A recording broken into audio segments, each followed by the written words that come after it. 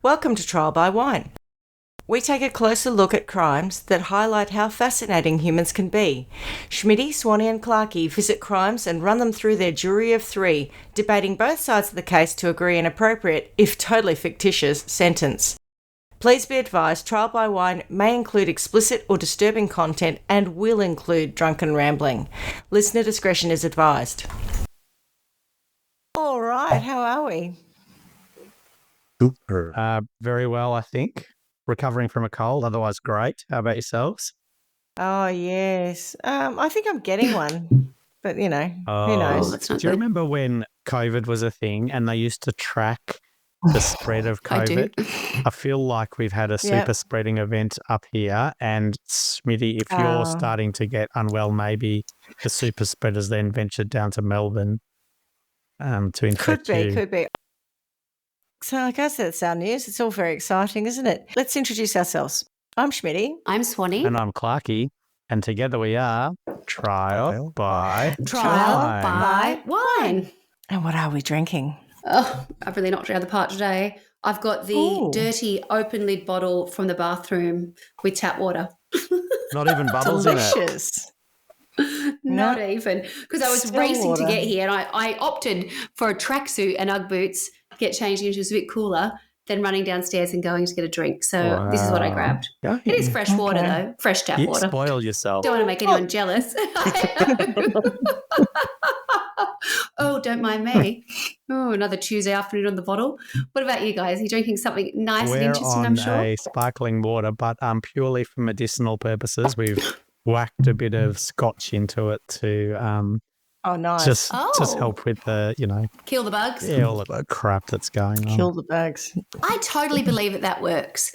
It either totally does or it totally doesn't for me. If I've got a cold and, I generally probably wouldn't drink, but sometimes if there's an occasion where, let's say, I have to drink or whatever else, and I go, rightio, I'm not going to choose wine, I'll choose a spirit or whatever else, and I just stick to it. Sometimes I wake up and I might have lost my voice or whatever else, but I feel much better and I don't have a hangover. It just must kill the bug. It might do. My dad always used to heat up wine with bay leaves and cloves and sugar, I think, and drink that, and he thought that would break a fever, I think. I do find I'll have a brandy. If I've got a sore throat and I'm coming down with something, I'll have a neat brandy, and that generally sorts her out if I've caught it in time. So I think you're right. It's probably just sterilising yourself. It just feels like it. I don't know. There have been other occasions where I haven't been very well and it's made something worse. But if I kind of know where I'm at and I think, all right, well, let's give it a shot. I'm going to drink anyway. I think there's a way to do it. Yeah. So I hope that will work for you, gentlemen. Yeah, let's hope so. When you were saying your dad used to heat up wine and bay leaves, I thought you said Baileys initially. And Baileys. I thought, how disgusting. What an awful combination. Anyway, what are you drinking? Hopefully not wine and Baileys. No, I've got a little bit of vodka and zero sugar solo. So I'm making my own hard solo. Nice and refreshing, but with a touch of Mishka vodka. Mishka. I know. Go me. So who's got a story for us? Shall I just take it away? Yeah, go for your life. I'm sure by now most of our listeners know that I'm a fan of music because, recently I've had some really good inspiration for stories from friends or listeners. They let me down this time around, literally nothing. So I'd like them to get back to their researching. But anyway, I thought I'd turn to music to see what I could find. I edited the death metal band, Mayhem, one the other day. Even listening to it again, I thought, what on earth is this story? So, no, I haven't got another Mayhem, but I did turn to music and I found this story. So I knew the song and I knew who it was about, but I didn't know a lot about the story. So I thought, here we go, let's find out. And I'm going to give you a little bit of music just to help you get into the mood of what we're going to do. Are you ready? Where we're going. Okay. Yep. I can't hear anything. Can't hear anything?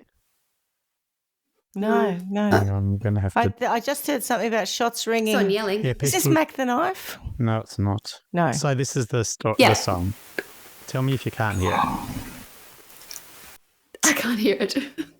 I can hear there's a noise, but I can't... And it seems to drop out. I can't even hear that, yeah. It might be too close. It may be too close to the microphone.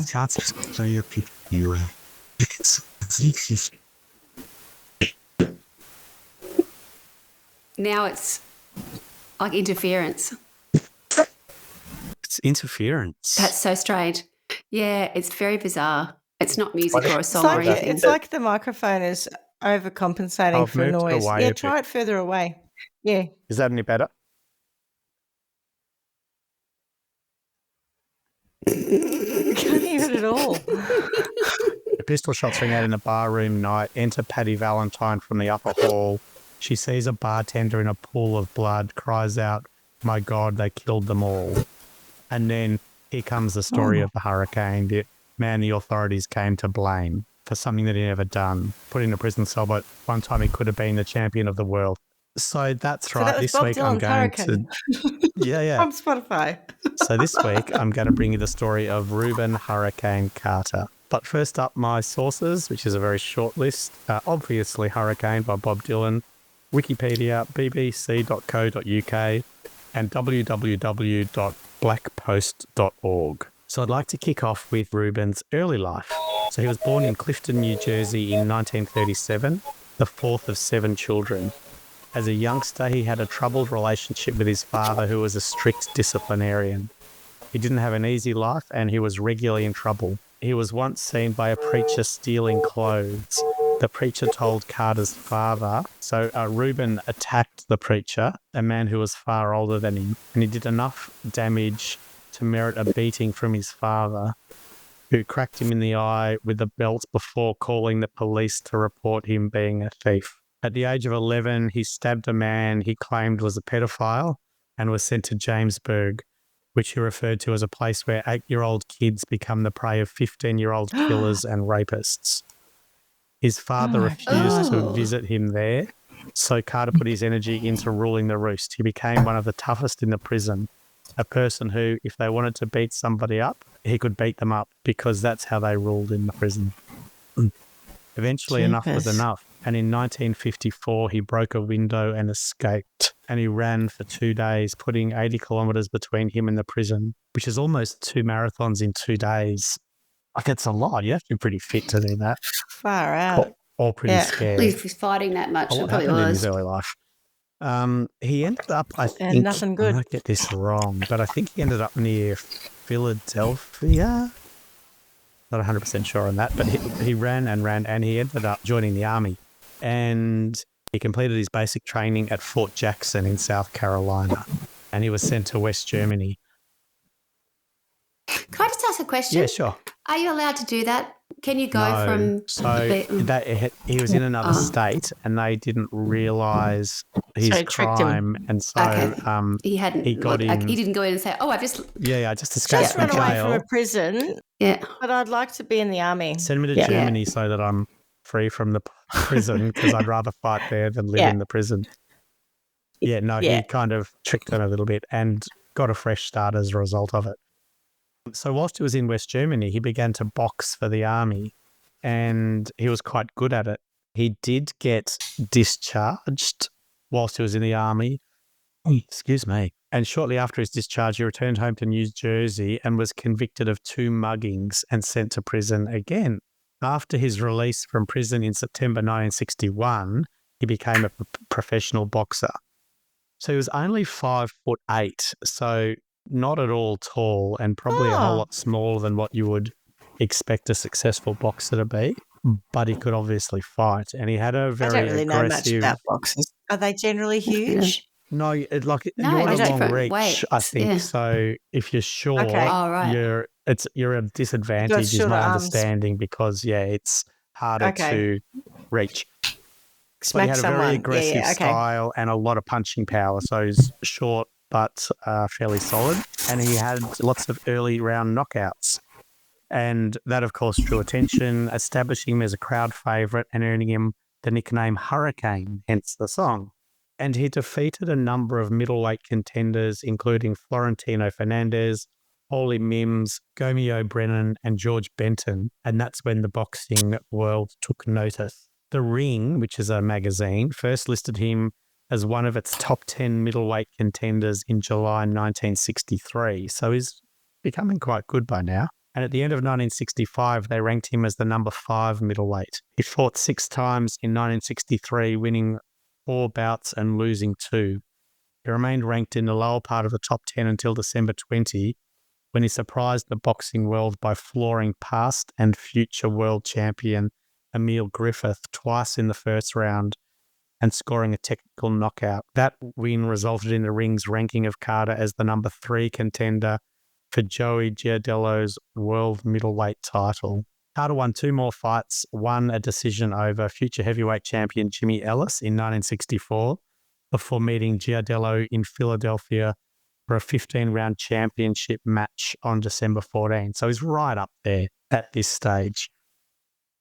Is top-notch, yeah? Middleweight champion stuff. Absolutely, yeah. However, in that fight, he landed a few solid rights to the head in the 4th round that left Giardello staggering but was unable to follow them up. And Giardello took control in the fight in the 5th round, and the judges decided unanimously in the favour of Giardello. And it was after that fight that Carter's ranking in the ring began to decline. He fought 9 times in 1965, winning 5 but losing 3 of 4 against contenders Luis Manuel Rodriguez, Dick Tiger and Harry Scott. So at that point he's 28, right? So I don't know what, you know how ages are when people start to, like they can be at their peak and then they start to, like I know with Tony watches a lot of Premier League football and you hit 30 and you're pretty old for a footballer at that point. What's the deal for a middleweight it's similar, boxing champion? But I reckon I've heard of boxers who are in their sort of mid-30s and possibly later who are still good. So it's not, but that's kind of the peak period, I reckon, it's that late 20s for men. Right. That's my, uninformed opinion. That's my guess. Yeah, correct. So Carter's last fight was on the 5th of August 1966 against Juan Carlos Rivero.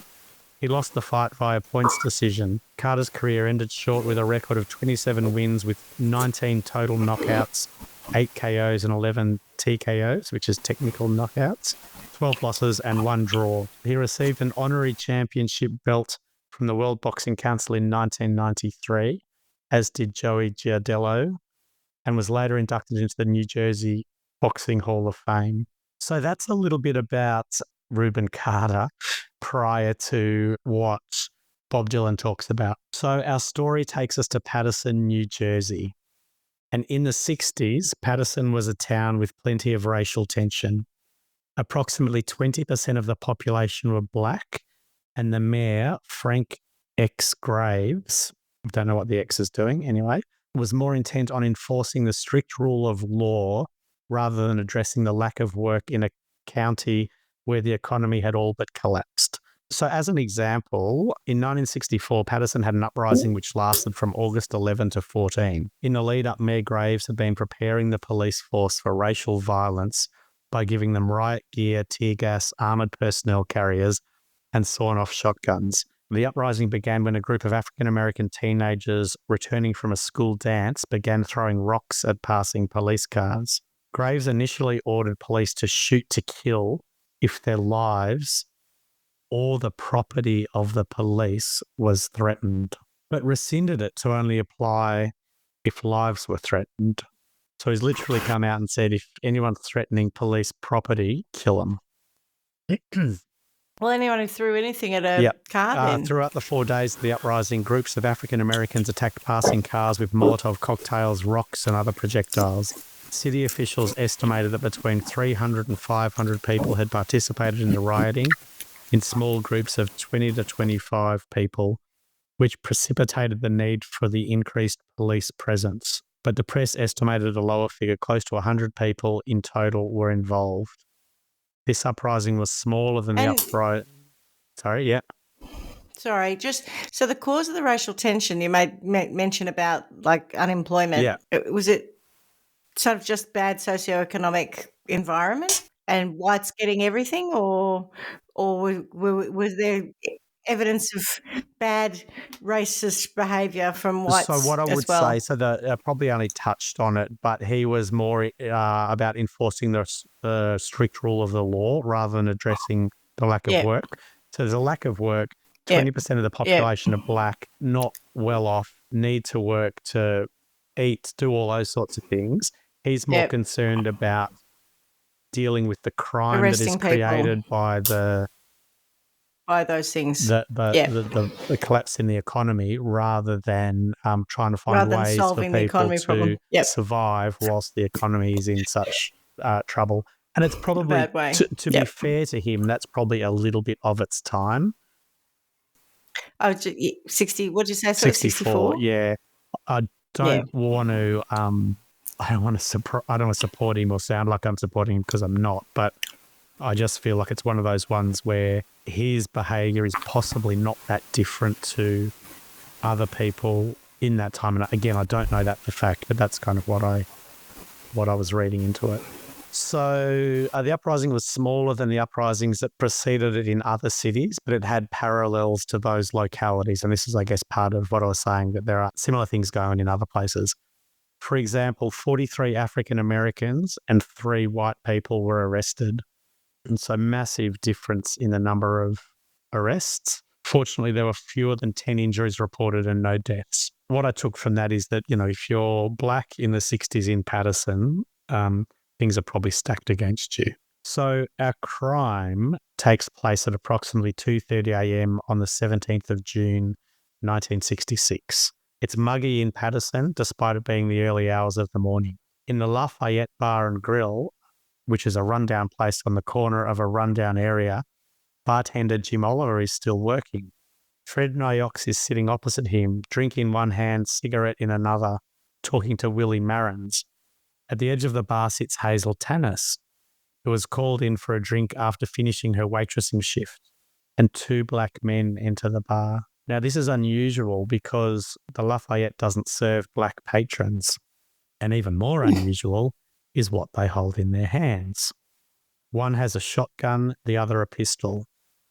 Oliver, the bartender, throws a bottle at the assailant and turns his back on them. In a heartbeat, he is on the floor, his spinal cord severed by a shotgun blast. Nyox doesn't have a chance to move from his stool.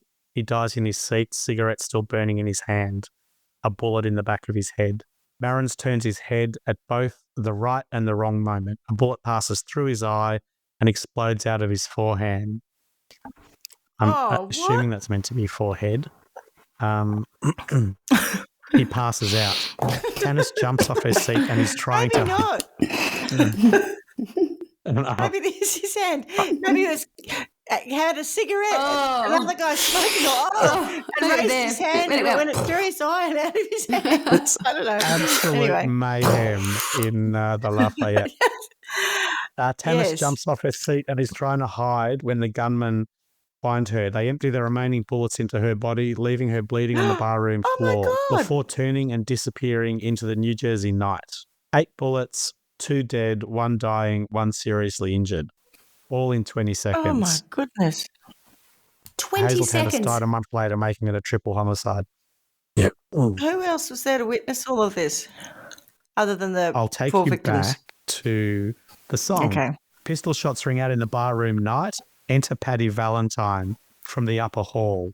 She sees a bartender in a pool of blood, cries out, "My God, they killed them all."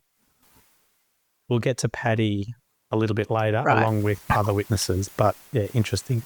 Less than a mile away, John Artis, a black 19-year-old track star, is ready to go home after an evening's dancing at the Night Spot. Looking around for a lift, he sees Rubin Carter, a regular he met a couple of weeks before. Artis yells out. Carter throws him the keys to his car and tells him to drive. John Bucks Royster, a drifter who has had too much to drink, gets in the front while Carter lies down across the back seats. So the 3 of them have been out drinking, heading home. Artis is driving Rubin's car. Artis sets off, but 6 minutes later, the interior of the car is lit up by headlights, a police car's headlights. He pulls over, nervous. He's never been in any trouble before. Carter sits up as the police officer leans in and tells them he's looking for 2 Negroes. And any 2 will do, Carter replies. The officer recognises Carter and greets him and asks to see Artis's license. He hands it over, and after it's inspected, Artis is told he can go. So off he goes. Carter lies back down and gives Artis directions to his house. But Carter doesn't want to go home. He wants to pick up some more money before heading back out to the bar.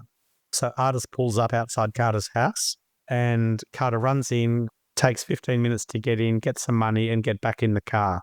They drop off Buck's Royster and Artis sets off home, intending to drop Carter off on the way. But of course, he never makes it. 30 minutes since he left the night spot, and he's been stopped again by the same officer as before. But this time, he has more company, and he orders Artis to follow him. So they drive through the night in a convoy to Lafayette Bar. They're told to get out of the car, and of course, Artis is baffled, and Carter is very suspicious. They stand by the police cars and watch as two bodies shrouded in sheets are brought out of the building. And Artis realises things ain't going so well. Next minute, he's at the hospital being walked through the hubbub towards a bed, and on it lies Marins, one eye patched up, doctors and nurses swarming around him. An officer, a man with a huge scar across his face, approaches Marins and asks him bluntly, "Are these the men that shot you?" Marins sits up to get a better view. He looks at Carter and Artis standing next to each other, and he has a good look. This is the man who's been shot through the eye? Yep. Just a good look with his good eye. With his other eye. Yeah. And with his one eye, sitting up to get a better view and taking a good look, he shakes his head and says no. But there's no time for relief because Artis and Carter are whisked to the police station where Detective Vincent D. Simone, a man who Artis thinks resembles a bulldog after taking a wartime blast to the face, interviews them. Shit. For 17 hours, the questions come to Artis. Did you shoot them? Did Carter shoot them? Artis is told repeatedly, tell us what happened or we'll lock you up. If you just tell us it was Carter, you can go home. An officer arrives to administer a lie detector test and looks both men in the eye and tells them that if they lie, he'll ensure they get the electric chair. Now, I don't know about you, but that would make my heart race a little bit. Which That would make me be nervous and make me look guilty, yes. Yeah. Yes. So both men protest their innocence. Artis refuses to blame Carter, and they both pass the lie detector test. And they're released the next day. So, Schmitty, to answer your question before, there were two witnesses that the police interviewed, Arthur Bellow and Paddy Valentine. Bellow claimed that he went to the Lafayette Bar to buy cigarettes when he saw two black men, one with a shotgun and one with a pistol, come around the corner and get into a white car that was double parked near the bar. Oh, and I should have said earlier, the car that they were driving in when they were picked up was a white car. So, obviously guilty. Yeah. That's it. Prosecution, can you please present your evidence? He was in a white car and he was black. Guilty. Done. That's it. Yeah, thank you. Can't argue with that. He said that he discovered the bodies when he entered the bar.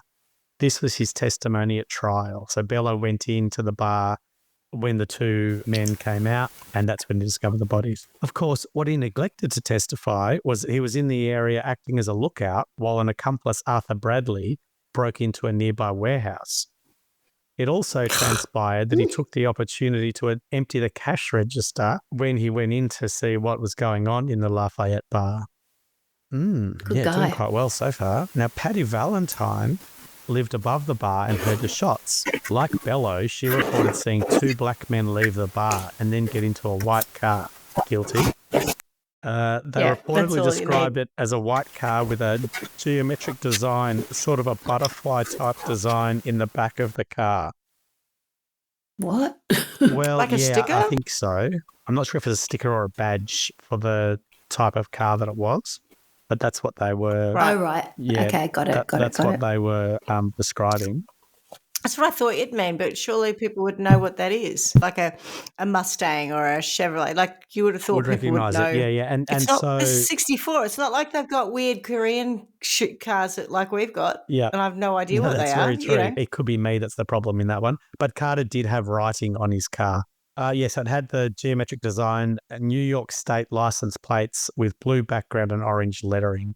Another neighbour, Ronald Ruggiero, also heard the shots and said that from his window he saw Alfred Bello running west on Lafayette Street towards 16th Street. He then heard the screech of tyres and saw a white car shoot past, heading west. with 2 black males in the front seat. So forensics later established the victims were shot by a .32 caliber pistol and a 12-gauge shotgun, although the weapons were never found. There was no forensic evidence linking Carter or Artis to the murders. While gun residue tests were commonly used, DeSimone, the lead detective, later claimed he had insufficient time to bring in an expert to administer the tests. Carter and Artis voluntarily appeared before a grand jury, which found there was no case to answer. So that's good news, right? No case to answer. But I have a feeling it doesn't end here. Yeah. That's not the end? That is not the end. Bob Dylan wouldn't have written a song just about that. I was going to say, no. Several months later, Bello changed his story after the police discovered why he was in the area and his theft from the cash register. He positively identified Artis as one of the attackers, while Bradley now came forward to claim Carter. So just to recap, Bello is there because his friend is robbing the warehouse nearby and he's there keeping a lookout. And when he goes into the bar, he steals the cash from the cash register. So solid witness. Yep. No, but you wonder why they changed their tune. Like what pressure was put on them too. Yeah, of course. And so Yeah. Arthur Bradley, who is the one who pinned Carter for it, is the one who was robbing the warehouse. Yeah, he's a good guy. So you've got 2 people who are criminals who could positively identify Artis and Carter. One could identify each. Nobody else could identify them. Previously, where there was no case to answer, now things change. So 4 months later, the day before his 20th birthday, Artis is out buying soda. Go say ya. He turns to find a shotgun under his chin, and he and Carter are arrested for triple murder. Jeepers. Bello later claimed that in return he was promised a $10,500 US dollar reward for catching the killers, although it was never paid. Surprised me. The rental car had been impounded when Carter and Artis were arrested and retained by police. 5 days after their release, a detective reported that on searching it again, he discovered 2 unfired rounds That he'd put there. that he accidentally dropped there. What was that noise? Yeah. I found the 2 guns. The 2 unfired rounds. That's right. 2 rounds, yeah. One was the .32 caliber and the other a 12 gauge. So, wow, looks like we've found some evidence. Except neither matched those retrieved from the victims. The .32 round was brass rather than copper. Close enough. Don't worry about that. While the shotgun shell was of an older model with a different wad and colour. Seriously, if you're going to fit someone up, try a bit harder. Fucking hell, like rookies. Asked to account for these differences at trial, the prosecution produced a second report allegedly lodged 75 minutes after the murders, which recorded the 2 rounds. So he doesn't report the 2 rounds till 2 days after, and there's a report from 75 minutes after the murders that makes mention of them. Nothing dodgy going on here. Bullshit. They were unable to explain why, having that evidence, the police released the men, or why the standard bag and tag procedure was not followed. They also argued that since the expended rounds retrieved at the scene were also a mixture, the fact that the 2 rounds did not match was meaningless, because there's just a whole lot of weird-ass rounds going on. What did matter was that they were the same caliber as those used in the shootings, and in brackets, the only ones that we could find that matched the caliber that we had to plant there to make them look guilty. Yeah, it's what we had in the evidence locker already in those calibers. Yeah. It doesn't matter; they're different. No, that's details. immaterial. Yeah. It's like saying that it's not solid evidence to say that there were 2 black men in a white car. I mean, of course it was those 2. True. And I don't know much about buying ammunition, but in my experience, which as I say is limited, I've seen ammunition boxes that have got say 20 rounds of the same sort.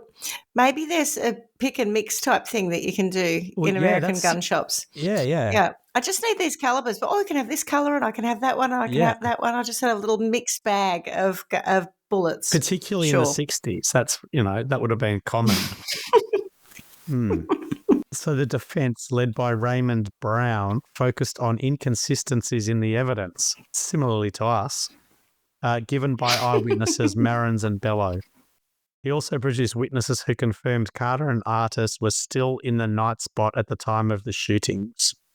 But of course, the all-white jury convicted both men of first-degree murder with a recommendation of mercy so that they were not sentenced to death. Isn't that lovely? Judge Samuel Lana imposed Fucking hell. 1 concurrent and 2 consecutive life sentences on Carter and 3 concurrent life sentences on Artis. Just Like, that's the evidence. right. There isn't any, No. but they're all white jury. So, of course, maybe that wasn't the right thing. So, in 1974, Bellow and Bradley withdrew their identifications of Carter and Artis, and these that was good of recantations them. were used as the basis for a motion for a new trial. Wasn't that lovely? I'm surprised because I would have thought at this point they'd just go, you two are a pair of idiots and we're not listening to anything you say. Either way, So anyway. Judge What? Samuel... 74, 10 years later. Uh-huh. Yeah. God. So they go for a motion for a new trial. Judge Samuel Lana denied the motion on December 11, saying, Schmitty, to your point, I guess, they lacked the ring of truth. What the fuck? Is that a legal term? Maybe they lacked the ring of truth the first time round when they changed from no, they weren't there to yes, they were there. Or maybe it just suited people that they said that they were there. How lovely to be able to choose when to apply the they lacked the ring of truth defence versus, Yeah. now it suits me that they lacked the ring of truth. But earlier, of course, they were being truthful. They've just lied all the way through. Yeah, totally. So, despite Lana's ruling... One of them was promised $10,500. That's why he lied. Yeah, And but then 10 years later, he didn't get it. He's like, oh, So it's yeah, all right. righto. Well, they didn't really do it then. Well, we don't listen to you anyway. This is your last chance. Yeah. Oh. Despite Lana's ruling, Madison Avenue advertising executive George, it's Lois. Is it going to be Lois, do you think? Or is it going to be Louis or I don't Lois. know. Lois? Is it a man? Lois, Yeah, I think. Okay, yeah. let's go with Is it George a man? Lois. Organised a camp. Yeah. George. Are they going to say Don Draper? Is that what his name was? From Mad Men? Yeah. When you said Madison Avenue advertising exec?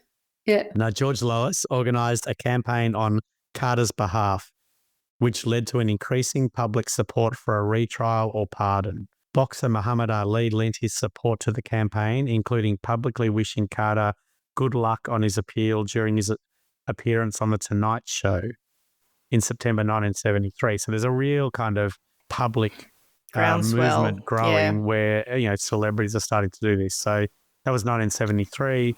Bob Dylan co-wrote and performed A Hurricane in 1975, which declared that Carter was innocent. On the 7th of December 1975, he performed the concert at Trenton State Prison, where Carter was temporarily an inmate. So that's got to be pretty powerful, right? So during the hearing on the recantations, defence attorneys also argued that Bellow and Bradley had lied during the 1967 trial, which I think is another way of saying they lacked the ring of truth. We've said you're a truth stretcher. Absolutely. They were truth stretchers. This is They lacked not the ring of stretching the truth. truth. This is a different form of it where you're not stretching the truth. You are just completely lacking the ring of truth. But just the stretch, it snaps. And do you have to use Colgate to get the ring of truth, or does that just give you the ring of confidence? It's funny because you did that. You motioned the ring shape, as you said, the ring of truth. And of course, I'm thinking about when I hear that expression, I think of something ringing, like ringing in your ears. It doesn't ring true. Yeah, that's what they're actually really saying. Yeah. He's not talking about something. So he's talking about doing sounding. the Colgate ring. I'm like, now we've got onto a physical ring. What? I don't think the phrase "they lacked the ring of truth." Is it one like the ring ring to that rule them binds us? all. Yeah, that's right. No, I think it does mean that. It doesn't sound like it's the truth. That's what I thought. It does. It's a sound. It's a sound. Yeah, it doesn't sound expression about sound. I just think that phrase, "they lacked the ring of truth," conjures up to me like a ring of confidence. What it conjures up to me is someone saying, "You're a bullshit artist." Yeah, Is a you're a nice truth way of stretcher. saying Yeah. it. Yeah. I think that lacks a ring of truth. It's a nice way of saying Or it. saying that their pants were on fire would have been another way of saying the same yeah, thing. exactly. Defence attorneys argued that they had lied in the 1967 trial, telling jurors that they had made only certain narrow, limited deals with prosecutors in exchange for their trial testimony. A detective taped one interrogation of Bello in 1966, and when it was played during the recantation hearings, defence attorneys argued that the tape revealed promises beyond that to which Bello had testified. And so, if that was true, What does that mean? prosecutors... Sorry. So there was stuff in the tapes that went even further than what Bello had testified in the trial, in the original trial. And Right. prosecutors should have disclosed that as exculpatory evidence. Right. Or had a duty to disclose that their witnesses had lied on the stand. So basically they knew more than what the... Oh, so they knew they were bullshitting. They knew they were lacking the ring of truth at the time. So they knew things like that he'd gone in and stolen the cash that he had. Oh, and they didn't tell been anyone there. that on the None on of the that was... stand because if Yeah. you I see, because if you had, the jury would have been, well, you're a dodgy bugger anyway. Yeah, right. So that wasn't in there. Okay, right. And I think there was also, I can't remember, but there may have been mention of the reward, which didn't come up until later. Okay. So if you can help us solve this, blah, blah, blah. Anyway, so where did I get to? Lana denied the second argument as well, but the New Jersey Supreme Court unanimously held that the evidence of various deals made between the prosecution and witnesses Bello and Bradley should have been disclosed to the defence before or during the 1967 trial, as this could have affected the jury's evaluation of the credibility of the eyewitnesses. Or Of the witnesses, yes, absolutely. the lack of the ring of truth of the eyewitnesses. Bing! So he also went on to say the defendant's right to a fair trial was substantially prejudiced. The court set aside the original convictions and granted Carter and Artis a new trial. Right, well, that's something. In 1974? So I reckon we're getting to 76. Okay. So despite the difficulties of prosecuting a 10-year-old case, prosecutor Burrell Ives Humphreys decided to try Carter and Artis again to ensure as best he could that he did not use perjured testimony to obtain a conviction, i.e. testimony lacking the ring of truth.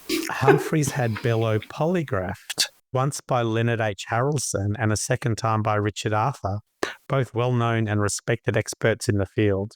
Both men concluded that Bello did in fact have the ring of truth in this testimony, and particularly when he said he'd seen Carter outside the Lafayette immediately after the murders. However, Harrelson also reported orally that Bello had been inside the bar shortly before and at the time of the shooting, a conclusion that contradicted Bello's 1967 trial testimony, where he had said that he'd been on the street at the time of the shooting. But that was only an oral report, and his written report didn't state that. So is weird. there any chance that Bello was the shooter? That Bello and the other fellow were not robbing the place across the road. We're not doing any of that. They actually were the shooters? I don't know, and there's no kind of... I mean, I think the problem is it was such like no a badly tries put to even together find out case. Who did it. Yeah, right? I mean, he could have just gone in and shot people and who knows. And it's at night time it's these guys. So, yeah, you know, and people running across the road, sure, you might be able to tell skin colour and all that sort of stuff. Also, it might be hard to do depending on the lighting, I guess. No one cared, right? That the whole point is it doesn't matter. Someone said two black people, and so, of course, there were two black people. The other thing that, I mean, to that point, and now I'm clearly in making stuff up mode, if he did go in, kill everyone, rob them, get the cash, and then maybe Paddy heard something and he said, you saw two black people leave or I'll come back and get you, They both say 2 black people left and got into a white car. Job done. Yeah. I believe at the time Carter, so he had a white car. It had Rubin Hurricane Carter on the side of it, and he was quite flashy, Yep. well dressed, Yeah. great car, and so people knew who he was. So it wouldn't have been a stretch to go, 2 black men in a car that looked like this, because people had seen it. Yeah. So yeah, completely making stuff up. Maybe that's what happened, but it doesn't matter because they never ever considered anybody else. So yeah, we've got the 2 lie detector tests that both in writing conclude that they were telling the truth, but one of them said, hang on a minute, he's actually contradicted himself, which is effectively saying he's lying, but I'm not going to put that in the report because it doesn't fit with my fact that he's telling the truth, which means the report lacks the ring of truth, right? So there's a lot of ring of truth lacking. There's a lot of ring of truth. Yeah. Lack thereof, yeah. During the new trial in 1976, Alfred Bellow repeated his 1967 testimony, identifying Carter and Artis as the 2 armed men he had seen outside the Lafayette Grill. Bradley refused to cooperate with prosecutors, and neither prosecution nor defense called him as a witness. So Bellow's the only one giving the evidence now. I can only think of Major Bellows. I'm sorry. I don't know that name in any other context. Do you know who Major Bellows is? Yeah. Yeah. No, I Dream of Jeannie. Yeah. He was I like Dream of Jeannie. Captain Nelson's boss or whatever. Yeah, Yeah. Dr. Bellows. Yes, That's Major it, fellow. Bellows. Yeah, that's how I think of that name. I haven't heard of it in any other context. Every time you say it, it gives me a little nostalgic tweak. Love it. So the defense responded with testimony from multiple witnesses who identified Carter at the locations he claimed to be when the murders took place. Weird. Investigator Fred Hogan, whose efforts had led to the recantations of Bellow and Bradley, appeared as a defense witness.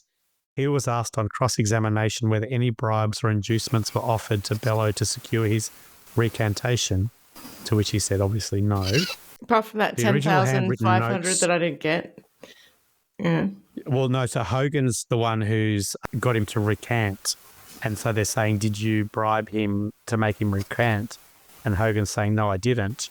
But Right. of course, we all know that the reason he said that it was them was because he was offered a bribe. So they're more concerned about was he bribed to change his story rather than was he bribed to tell the story that he told. And it's probably because if he changes his story, he makes us all look ridiculous. Whereas if we pay him to tell a story, or if we promise to pay him to tell a story that fits the conviction we want to get, then that's completely above board. The defense also pointed out the inconsistencies in the testimony of Patricia Valentine and read the not 1967 Patty. testimony of William Marrons, who had died in 1973, noting that his descriptions of the shooters were drastically different from Artis's and Carter's actual appearances. Is that the guy who got shot in the eye? Yeah. Yeah. He died in 73. One-eyed Bob has got a very good one eye. Yeah. But his forearm's a bit fucked. I think it was either Forearm his head. forearm or his forehead. We're not sure. Yeah, I'm not sure if he went like that and it went He through, got or shot whether through it his went that arm, yeah. way. But Yeah. he went like that. No. Maybe he was I doing don't that. Anyway. That one. This is very dramatic. Maybe it went like Oh. Sorry. You Yeah. shouldn't laugh about it. It's No, terrible. no. Well, I mean, you've got to try to find something to laugh at in this crazy story. So, yeah, they don't look anything like what William Marrons identified them as, but, eyewitness testimony is the most unreliable unless And he's only it's got the only one thing eye. you've got and you're bribing someone to, well, no, it's very reliable when it doesn't, very unreliable when it doesn't match your story. When it does, Oh, right. and you've It's paid fine. someone, Yeah, right. or you've right. offered to pay someone, it's super reliable. It's shit hot. Yeah. Yeah, it's the greatest stuff going around. The court also heard testimony from a Carter associate that Passaic County prosecutors had tried to, and so that's where I think where Patterson was, or nearby to Patterson, had tried to pressure her into testifying against Carter. Prosecutors, of course, denied the charge. After deliberating for almost 9 hours, the jury again found Carter and Artis guilty of the murders. Oh, far out. But, I'm God. getting tired by how many times they're going to trial and getting the same result over the shittest evidence going around. Judge Leopizzi reimposed the same sentences on both men. A double life sentence for Carter, a single life sentence for Artis. Artis was released on parole in 1981 and Carter's attorneys continued to appeal. In 1982, the Supreme Court of New Jersey affirmed his convictions, although the justices felt that the prosecutors should have disclosed Harrelson's oral opinion about Bello lacking the ring of truth to the defence. Lying. Only a minority thought this was material. Yeah, I mean, sure, he can lie about that stuff, but he's Doesn't telling the really truth about matter. this. I mean, at the end of the day, we all know Yeah. two black guys in a white car, right? Yeah. Yeah. And his recantation was dismissed because it lacked the ring of truth, but his rock solid initial testimony where he did actually lie, but we didn't tell anyone. It's impressive. The majority thus concluded that the prosecution had not withheld information, which meant that the case was fine. According to the bail bondswoman Carolyn Kelly, in 1975-76, helped raise funds to win a second trial for Carter, which resulted in his release on bail March 1976. This is a bit immaterial, so I'm probably going on a bit about it. Basically, Carolyn Kelly raised funds for his second trial, which got him out. And on a fundraising trip the following month, Kelly said the boxer beat her. Beat her up. Probably, yeah. That's not good. Not in a boxing context, I don't think, but didn't badly enough anyway. win a few But rounds. they were doing Didn't the lose a rounds. round. Yeah. In the ring. Just reliving my. They were not in the ring of truth. Well, I'll fight you. Oh, goodness. Carter denied the accusation. Kelly declined to pursue charges, stating that she felt Carter needed help and saying, I don't want to press charges because jail is not the place for Rubin. He needs treatment. I don't want to do anything to hurt him. So in 1985, Carter's attorneys filed a petition for a writ of habeas corpus in federal court. Later that year, Judge Sarakin granted the writ, noting that the prosecution had been predicated upon an appeal to racism rather than reason and concealment rather than disclosure, and set aside the convictions.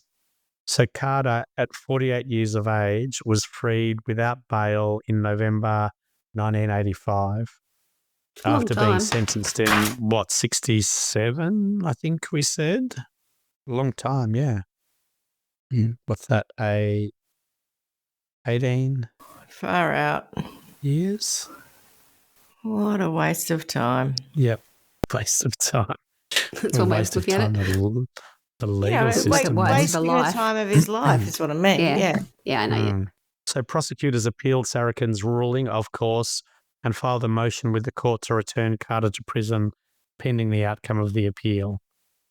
The court denied this motion.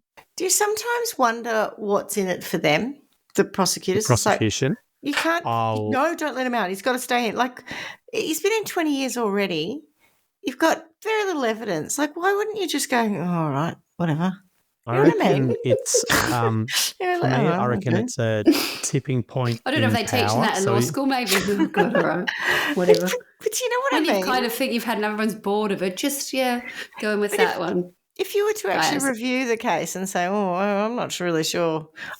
I'm assuming that the person looking at it is objective enough to say, I don't think it's really good. But it's almost like this endless need to just keep people in jail. I don't get it. I reckon it's more about power, right? So I reckon there was never, I don't think anyone ever thought that he did it. I don't think anyone ever cared. But I think it was white people trying to put black people in jail. Yeah. And as times have changed and people start going, no, this is not okay. They're still going, bullshit, that's not okay. This is absolutely okay. And I know you said he should go out, but we're appealing it. So we should go back in until, I'm still going to try to exert my ridiculous power that I think I have as it slips through my fingers. That is what it feels like, though. Assholes. It just feels like we have to have them put away at any cost, because otherwise we look bad, almost. Well, next they'll be calling us racist, right? I mean, God. Correct. That's exactly what we'll be calling you. So the court denied the motion and upheld Sarakin's opinion. The prosecutors appealed to the United States Supreme Court. Unbelievable. Who declined to hear the case. Good. So, we're good. Yeah. I'm sorry. Who? Thank you for giving us the option, but I'm no. I don't want to hear the ring of truth. I don't want to hear if there's no ring of truth. I don't want to hear it at all. Don't bring that to our door. That's right. Just yep. So, sorry, who is this? You again? No. Same old story. No new evidence. It's a hard no. Thanks for your call. So prosecutors then could have tried to prosecute both Carter and Artis for a third time because, of course, they've got to make sure that they don't look ridiculous nor racist. But they decided not to. Hasn't Artis already just done his time and been released? Yeah. So he got released on parole. Yeah, because he did his time. But because they had decided that the trial was predicated upon racism, blah, blah, blah, but they set aside the convictions, they could have tried again, apparently. They could have gone back again. That was what I was kind of questioning. I would have thought if he's already done his time, you can't go back and go, well, putting you in again. But all right. Ugh. But. No. No, they decided not to, which is great. And filed a motion to dismiss the original indictments in 1988, with New Jersey Attorney General W. Carey Edwards saying it is just not legally feasible to sustain a prosecution and not practical after almost 22 years to be trying anyone. Yep. Particularly with your bullshit racist evidence that should never have got through in the first place. Yeah. Prosecutor John P. Goschel said, that bloke, said several factors made a retrial impossible, including Bellows' current unreliability / lacking the ring of truth as a witness and the unavailability of other witnesses. Also, you could probably read into that the uncooperative nature of other witnesses who have gone, this whole thing is a crock of shit and Why am I not still being talking a about part this of 20 years later? Oh, and so the bit I didn't tell you is on the same night as the shooting in the Lafayette bar, there was a shooting across town. Was that material? Sorry. Yeah, no, it's material because of what I'm about to say to you now. So what they were saying is that, so across town there was another shooting in which a business owner was shot. And at the time they were saying that what happened in the Lafayette was racially motivated. So Gojolak, who we were just talking about, said that he doubted whether the prosecution could reintroduce the racially motivated crime theory due to the federal court rulings. I also think he can't reintroduce the racially motivated policing practices 20 years later either. True. Because I think that's what was really going on here. Yeah. After his release, Carter lived in a Toronto commune with his advocates. He was married to Lisa Peters for 6 years, but claimed their marriage was never consummated. He felt the commune was another prison. Thanks for sharing that with us. What's that? Thanks for sharing that with us. That's your private business to us, Yeah, we didn't need to know that. Right? Yeah. You're oversharing. He became a Canadian citizen and was executive director of the Association in Defence of the Wrongly Convicted. Oh. And there's an acronym which is probably as equally difficult to say, AIDWYC. And sometimes acronyms aren't healthy, are they? Helpful, are they? And that was from 1993 to 2005. AIDWIC. Carter resigned when the AIDWIC declined to support Carter's protest of the appointment to a judgeship of Susan McLean, who was the prosecutor of Canadian Guy Paul Morin, who served over 18 months in prison for rape and murder until exonerated by DNA evidence. So that's when he went, enough. If you're putting her into this organisation, I'm out, because that's exactly the shit we don't want. In 1996, Carter, then 59, was arrested when Toronto police mistakenly identified him as a suspect in his 30s, believed to have sold drugs to an undercover officer. He was released after the police realised their error. He's just He got often really good served as a skin. motivational speaker. Yeah. I mean, 30s, 59. Yeah, I know. I was going to say, isn't he 60 at this point? He's got real good skin. 59's the new 30. Yeah. In October 14, Because he's lived a 2005, fairly stress-free life up until this point, right? Exactly, Yeah, that's right. Not a right. single He's got his beautiful wrinkle. visage. It's just, not a wrinkle there. Yeah. Soft hands, the whole bit. He's just like a youthful 6-year-old. Maybe I it's doubt prison. it. Maybe Yeah, it's but yeah. Maybelline. Maybe it's prison, being a boxer. That's all stuff that's really good for your complexion and makes you look general young. youthfulness. Exactly. Yeah. The fountain of youth Yeah. uncovered. So on the 14th of October 2005, he received 2 honorary doctorates of law, one from York University in Toronto and one from Griffith University in Brisbane, in recognition of his work with AIDWIC and the Innocence Project. And Carter received the Abolition Award from Death Penalty Focus in 1996. I don't know what that is. In March 2012, whilst attending the International Justice Conference in Burswood, Western Australia, Oh, please Swanee, don't say God rested you. he did not. He revealed that he had terminal prostate cancer. At the time, doctors gave him between 3 and 6 months to live. Beginning shortly after that time, John Artis lived with and cared for Carter. Who did? That's Sorry. nice, isn't it? John Artis, who he was convicted with. Right. Did they consummate that or we don't know? Yeah, there was no confirming or denying. Maybe he'd learned not to overshare by this stage. Yeah, maybe. Maybe that was why he was so desperate to share the other bit. Maybe it was never asked. Don't ask, don't tell. So on the 20th of April 2014, Artis confirmed that Carter, at the age of 76, had succumbed to his illness. Oh, but he'd made it to Perth, so. Yeah, that's right. He'd done everything. He'd Ticked got everything off his his bucket list. Yeah. Oh, I've been been to to Burswood too. Birdswood. Been to Crown, been to Burswood. Yeah, the Burswood Dome. Been to was the buffet afterwards- restaurant at Burswood.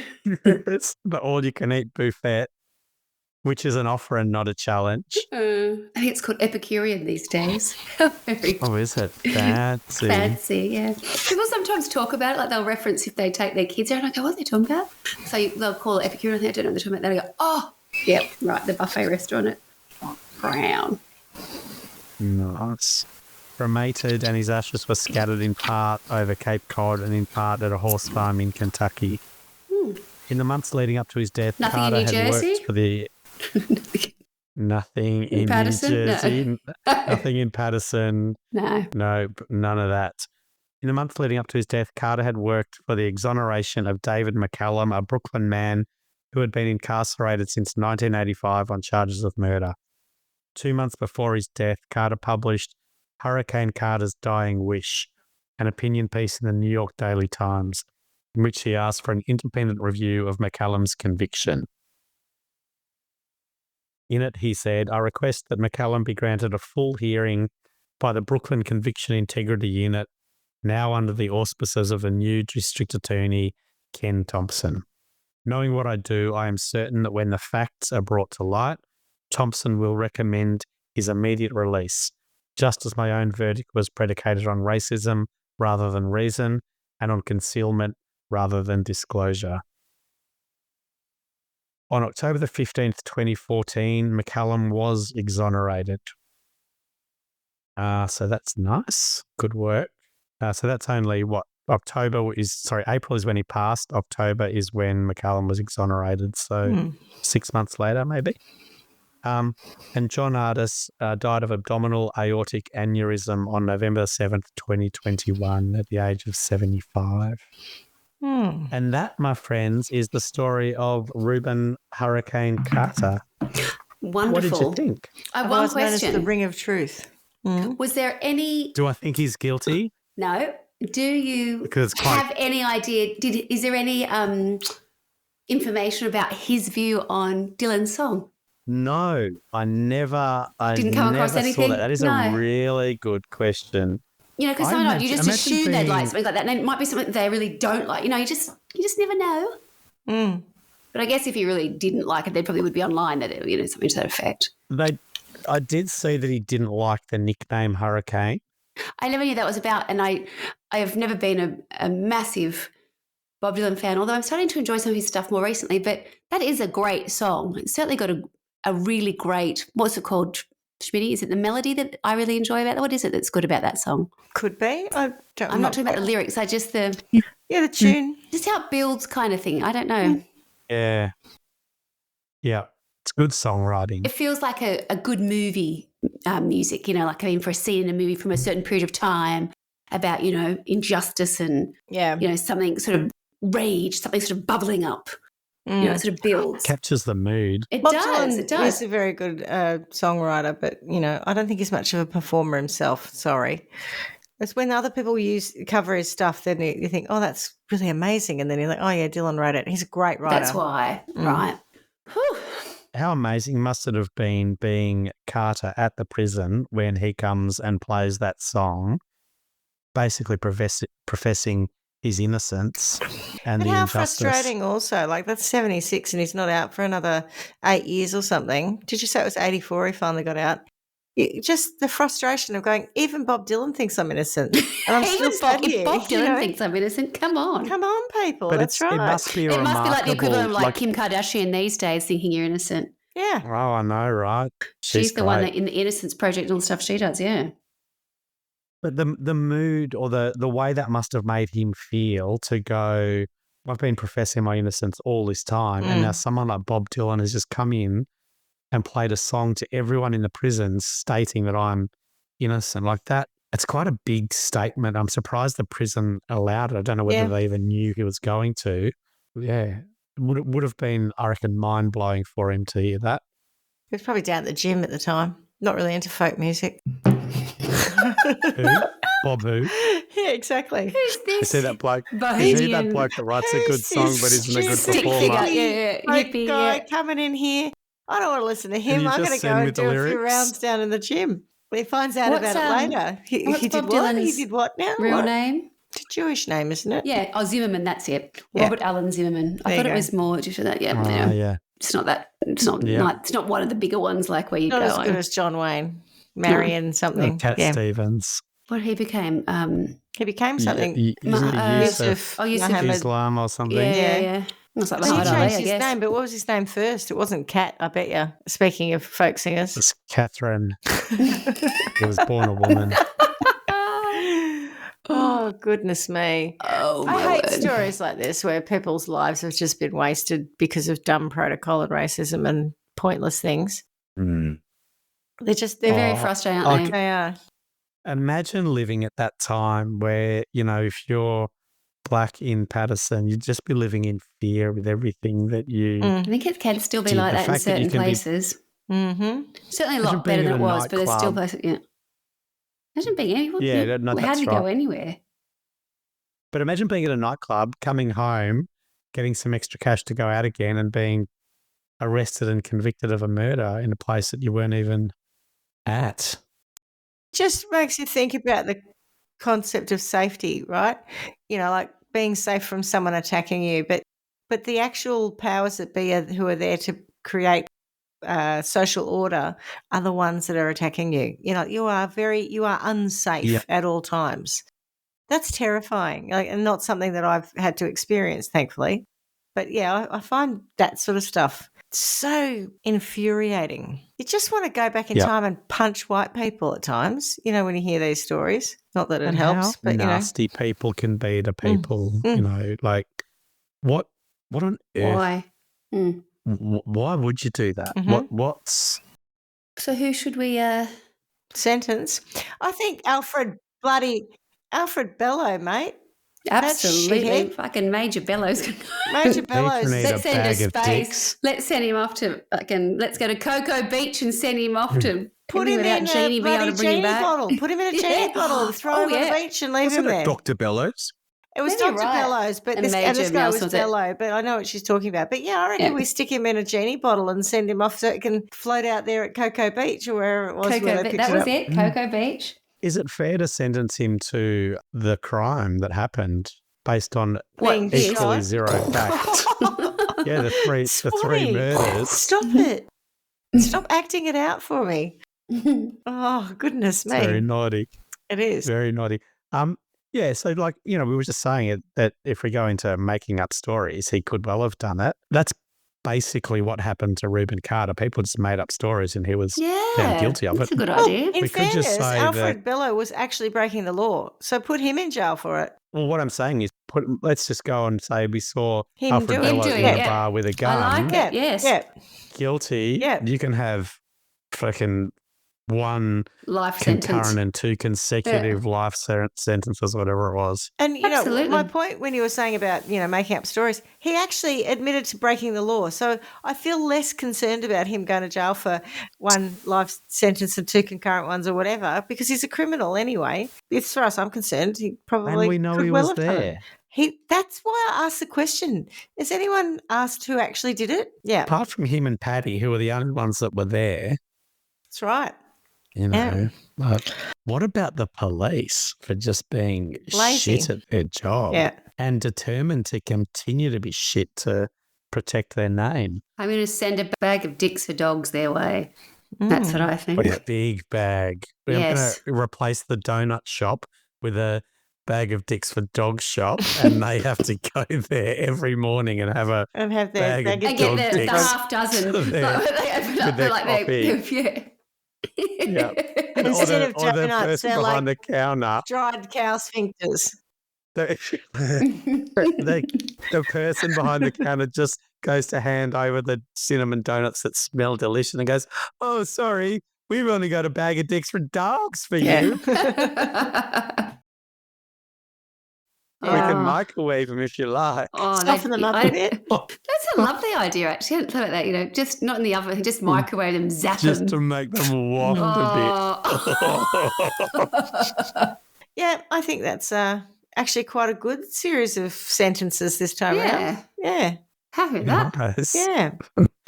Yeah. Oh, goodness. All right, well, that was a good one, Clarky. Hadn't heard it, as I often haven't heard them. As I said, really, I get terribly frustrated, but I'm okay if we send everyone to jail or Cocoa Beach and bags of dicks for dogs and cops. It's one of those things I've always known the name for some reason. Weird. It's very that rings a bell. And I did look it up, and I think there has been a movie with Denzel Washington playing. Yes. I thought you were talking about the name of Cocoa Beach. No, Cocoa Beach. I've been to Cocoa Beach. Oh, right. But yes, that sort of. It's when it's in your peripheral kind of brain, it's somewhere in there. It's like sort of I've heard of it. I can't grab hold of it. I don't really know what it's about, but I've definitely heard of him. And of course, the song, but would never have known that there was a connection, whatever else. So thank you. I've just learned something. Be interested to see if I can remember it next week. Ask me because I've no doubt forgotten. I have no filing system in this brain, unfortunately. Doesn't seem to work anymore. But yeah, that was really interesting. Good one. All right, Clarky. Glad you enjoyed it. We did. And on that note, as we say every week, miss you already. Ciao. Ciao, ciao. And don't forget that ring of truth. Bing. Take the ring of truth wherever you go. Thanks for listening to Trial by Wine. You can contact us at trialbywine@gmail.com. Please rate, review and subscribe to Trial by Wine on Apple Podcasts or wherever you get your podcasts. If you'd like to support us, you can become a patron at www.patreon.com, Trial by Wine, or visit our website www.trialbywine.com to donate to us. Your support will help us cover many more cases and apply wacky sentences. We really appreciate you listening and hope you tell everyone about us. Our cover art is by John Christo and music is by Beauchamp from pixabay.com.